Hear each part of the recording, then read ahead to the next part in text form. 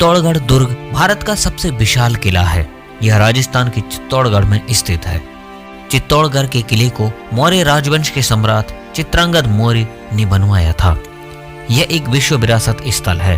चित्तौड़ मेवाड़ की राजधानी थी। यह इतिहास की सबसे खूनी लड़ाइयों का गवाह है।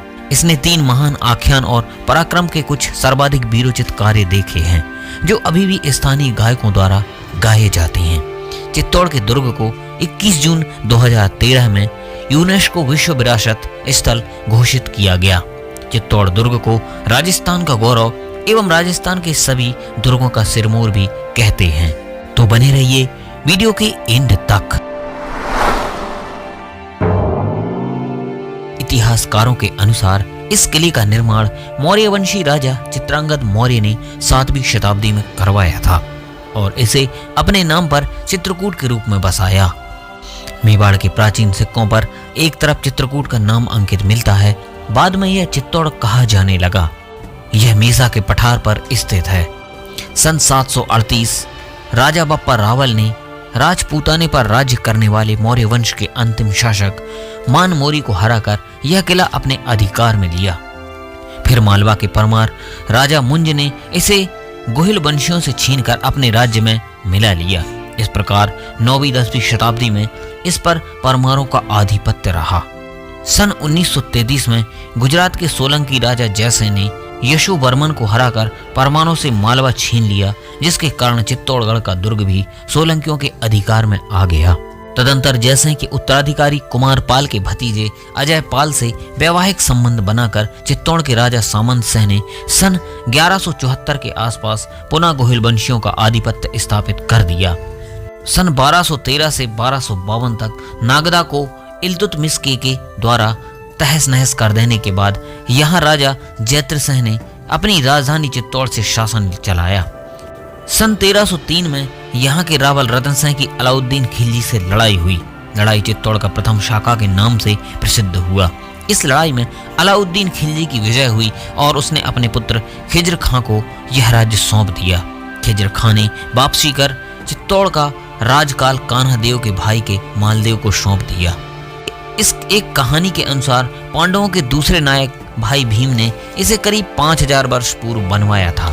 इस संबंध में प्रचलित कहानी यह है कि एक बार भीम जब संपत्ति की खोज में निकला तो उसे रास्ते में एक योगी निर्भयनाथ व एक यति कुकड़ेश्वर से भेंट होती है।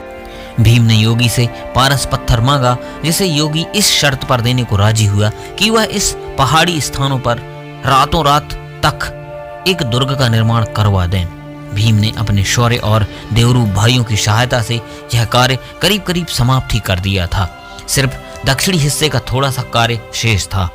योगी के हृदय में कपट ने स्थान ले लिया और उसने यति से मुर्गे की आवाज में बांग देने को कहा, जिससे भीम सवेरा समझकर निर्माण कार्य बंद कर दें और उसे पारस पत्थर नहीं देना पड़े। मुर्गे की बांग सुनते ही भीम को क्रोध आया और उसने क्रोध से अपनी एक लात जमीन पर दे मारी, जिससे वहां एक बड़ा सा गड्ढा बन गया, जिसे लोग आज भी लत तालाब के नाम से जानते हैं। वह स्थान जहां भीम के घुटने ने विश्राम किया भीम घोड़ी कहलाता है।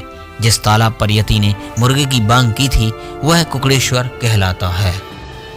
बप्पा रावल के वंशज जो सिसोदिया राजवंश, जो कि गोहिल वंश की एक शाखा है, के राजा हमीर ने पुनः मालदेव से यह किला हस्तगत किया। हमीर बड़ा पराक्रमी और दूरदर्शी था। उसने यहाँ 50 वर्षों तक बड़ी योग्यता से शासन करते हुए अपने राज्य का विस्तार किया। उसी के प्रयत्नों से चित्तौड़ का गौरव पुनः स्थापित हो सका। सन 1538 में चित्तौड़ पर गुजरात के बहादुर शाह ने आक्रमण कर दिया। इस युद्ध को मेवाड़ का दूसरा शाका के रूप में जाना जाता है।